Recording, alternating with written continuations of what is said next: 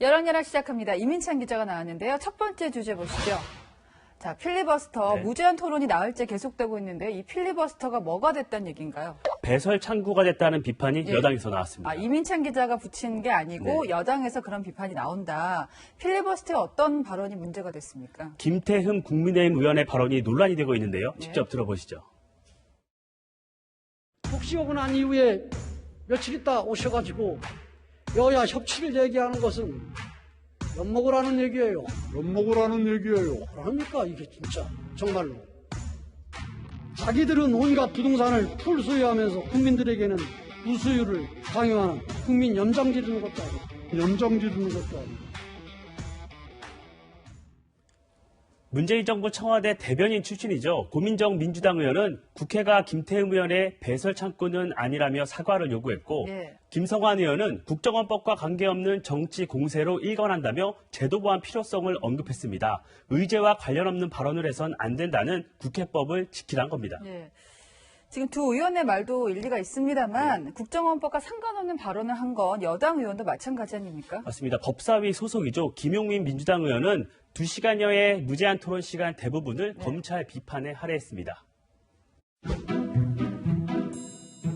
자, 검찰개혁의 방향에 대해서 또 몇 가지 말씀드려보겠습니다. 수사권, 기소권을 가지고 칼춤을 추고 있을 때 정말로 검찰은 통제받지 않는 괴물이 될 것입니다. 검찰총장 특별합니까?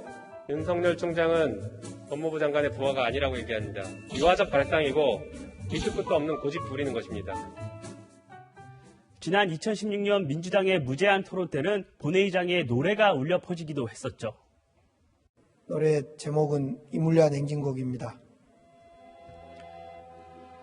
사랑도 명예도 이름도 남김없이 한평생 나가자던 뜨거운 맹세. 논란성 발언도 문제겠지만 비판에도 일관성이 있어야 하지 않을까 싶습니다. 네. 황당합니다. 예, 다음 주제 보겠습니다. 네, 달라진 청와대 문재인 대통령의 임대주택 발언 논란에 청와대 입장을 냈었는데 또 냈어요. 13평 임대주택에서 신혼부부의 어린아이 2명도 가능하겠다. 문재인 대통령의 이 발언이 질문이었다는 청와대 해명 어제 전해드렸는데요. 대통령의 입이죠. 강민석 청와대 대변인이 어젯밤 야당의 비판을 조목조목 반박하는 성명을 또 냈습니다. 강 대변인은 입주민들을 과거의 낙인 속으로 밀어넣어 상처를 줬다며 대통령과 국민을 이간시켜 정치적 이득을 보려 한다고 비판했습니다. 네. 임대주택 사는 사람들 상처받았다. 네. 유승민 전 의원, 안철수 대표를 저격한 건데요. 두 사람은 입장을 냈습니까? 오늘은 별다른 입장을 내지 않았습니다. 대신 여야가 대리전을 펼쳤는데요. 신영대 민주당 대변인은 공공임대주택 정책에 저주성 비난을 했다고 지적했고 김은혜 국민의힘 대변인은 청와대 해명은 억지라며 13평 아파트를 보고 저런 질문을 하는 것은 상식적인가라고 비판했습니다. 청와대가 사실 그동안 입장을 막 직접 낸 경우가 많지는 않았는데 이번에 토요일 밤에 A4 2장 정도 분량으로 입장을 낸 거잖아요. 네. 굉장히 이례적이고 그만큼 심기가 불편하다는 것으로도 해석이 됩니다. 예. 야당은 그동안 청와대가 주요 현안에 입장이 없다고 공생을 폈었죠. 예. 대통령의 이 침묵이 정말 전문가의 수준에 이르렀습니다. 책임 있는 자리에 있는 사람의 침묵은 진중함의 상징이 아니라 비겁함의 상징입니다. 달라진 청와대 대응에 김웅 국민의힘 의원은 비판에는 우사인 볼트급 스피드로 대응한다고 비꼬았습니다. 네, 마지막 주제 보겠습니다. 자, 윤미향 의원. 사과를 했습니까? 사과를 하긴 했는데요. 네. 기부금 유용 의혹에 대한 게 아니라 와인 모임에 대해 사과했습니다. 와인 모임이요? 네. 코로나 확진자가 이틀 연속 600명대를 기록하며 확산세가 본격화하던 지난 7일인데요.